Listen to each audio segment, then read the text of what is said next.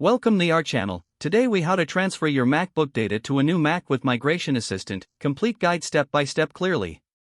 To transfer data from your old MacBook to a new Mac using Migration Assistant, start by ensuring both devices are updated to the latest macOS version. Connect both Macs to a stable Wi-Fi network or link them directly using a Thunderbolt or USB-C cable for faster transfer speeds. On your new Mac, turn it on and follow the initial setup prompts until you reach the Migration Assistant screen. Select from a Mac, Time Machine Backup, or Startup Disk as your transfer option. On your old Mac, open Migration Assistant located in the Applications Utilities folder. Choose to another Mac when prompted, and click Continue on both machines. On the new Mac, wait for the old Mac to appear in the Migration Assistant window. Once the old Mac shows up, select it and click Continue. Back on your old Mac, you may need to confirm the connection code displayed on the new Mac. After confirmation, you'll see a list of data types available for transfer, such as applications, user accounts, documents, and settings. Select the data you want to transfer by checking the appropriate boxes.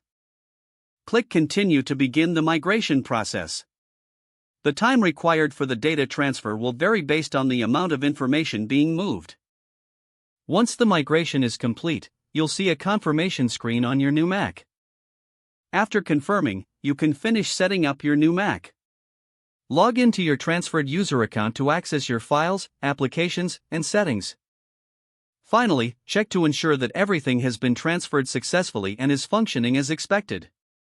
If the page does not load, refresh the browser or try again in a private or incognito window.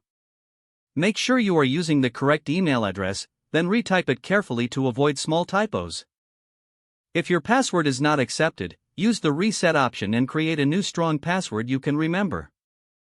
Check your spam folder for verification or security emails, then complete any requested confirmation steps. Enable two-factor authentication if available to improve account security and reduce unauthorized access risk. After signing in, review your profile details so your contact information and settings are accurate and current. If you see an error message, note it down and try again after restarting your device and internet connection. Log out when you finish, especially on shared devices, to keep your account and payment information secure.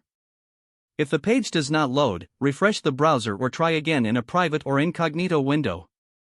Make sure you are using the correct email address, then retype it carefully to avoid small typos.